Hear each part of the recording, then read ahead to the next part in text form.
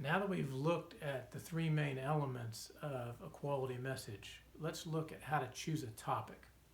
Now, this could apply to a broad range of communication messages, but let's just focus on a one-to-the-many, uh, like a speech or a sermon or something where you're presenting. You're going to choose a topic. The way to carry the interest of the audience and engage them is to pick a topic that you're interested in or you know a lot about.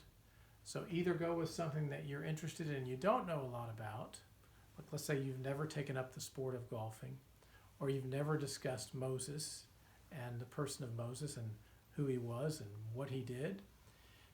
You want to pick something you're interested in, because as you research and as you discover and learn your topic, you're going to have interest, and it's going to be contagious with those that listen to you. Now let's say you don't know a lot. Let me say you're not that interested in the topic, but you're an expert in something or you know a lot about it. Let's say you do a lot of surfing and you know all about surfboards and how to balance yourself and all that goes into that sport. Well, that's going to be interesting to people because you have some natural ethos. So when you pick a topic, it can be both. You can be interested in it and have a lot of knowledge. But it's got to be one of those two, or otherwise it's usually going to be hard for your audience to get interested in what you're saying. So the first two things that are important to picking a good topic is to either have interest or knowledge in the area. The final thing about picking a topic is sort of like, how do you pick something that fits within the time frame in which you're going to speak? It's kind of like picking a topic for a paper as well. Is this going to be a 50-page paper, a 10-page paper, a 3-page paper? Your topic choice is going to be narrowed based on the length. It's the same when you're speaking and presenting from one to many people. 25 minutes would require a lot more information that you can share as opposed to 5 to 7 minutes. I'm going to pick the range of about 5 to 8 minutes. Something that you want to get up and share in a business meeting, or a short speech, or a short devotional in which you might be part of a team. So what you want to do is you want to narrow that topic and think, what do I want to cover? So let's just sort of brainstorm. Let's pick something as simple as fruit. Do I want to talk about oranges, apples, blueberries? Well, what the things I want to do is I want to start with a topic, and let's say fruit.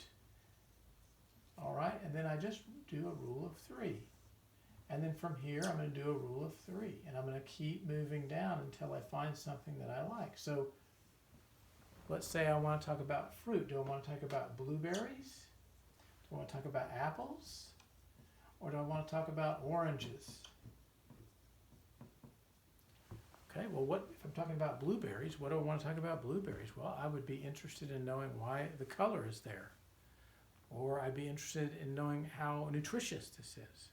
So I might put something like color, I'll abbreviate here, nutrition, okay, maybe growth cycle. And I keep moving down with rule of 3 until I find something that works. I want to tell you a story about when I took an advanced speaking class. I did a political speech, and the guy next to me did a speech on why the tiles on the ceiling curve a little bit based on our vision. He got an A, I got a C.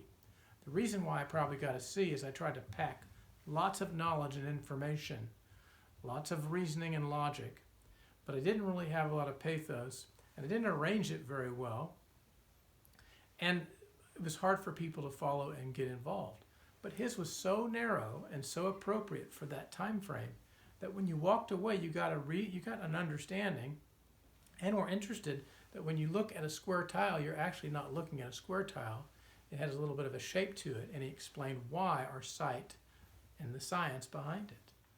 So something like this, I might really be interested in color. I could pick something like, what's the difference between the color in the growth cycle for an orange, a blueberry, and an apple?